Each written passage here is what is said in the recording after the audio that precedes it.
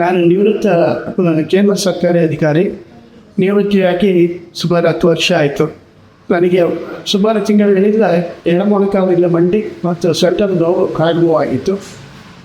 ಈ ಸೌಖ್ಯ electromagnetic simulation ಬಗ್ಗೆ ಯಾರೋ ಆಪ್ತರಿಂದ ಗೊತ್ತಾಯಿತು, ಈ ಏನೇನು ತಂದಿರ್ಬೋದು.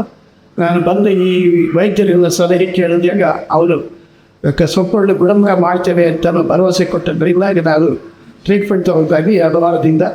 ಇದರ ಚಿಕಿತ್ಸೆ ಏನು ಅಂತಂದರೆ ಲೇಸರ್ ಟ್ರೀಟ್ಮೆಂಟು ಮತ್ತು ಎಲೆಕ್ಟ್ರೋಮ್ಯಾಗ್ನೆಟಿಕ್ ಸಿಮ್ಯುಲೇಷನ್ 2 ವಾರದಿಂದ ನಾನು ಚಿಕಿತ್ಸೆ ಪಡಿತಾ ಇರೋದಕ್ಕೂ ನನಗೆ ತುಂಬ ಫಲಕಾರಿಯಾಗಿ ಅನುಭವ ಆಗ್ತಾಯಿದೆ.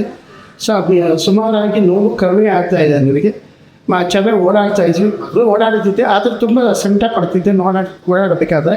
ಸೊಂಟ ನೋವಿನಿಂದಾಗಿ ಮೊಣಕಾಲು ನೋವಿನಿಂದಾಗಿ ಬಾಧೆ ಪಡ್ತಿದ್ದೆ. ಈಗ ನಾನು ಆರಾಮಾಗಿ ಓಡಾಡ್ತಾ ಇದ್ದೀನಿ, ಗಾಡಿನೂ ಓಡಿಸ್ತಾ ಇದ್ದೀನಿ. ನೋವು ನಿವಾರಣೆಯ ರೀತಿಯಲ್ಲೂ ಅವ್ರು ಮಾಡ್ತಾರೆ. ನನಗಂತೂ ತುಂಬ ತೃಪ್ತಿ ಆಗಿದೆ ಈ ಟ್ರೀಟ್ಮೆಂಟಿಂದಾಗಿ.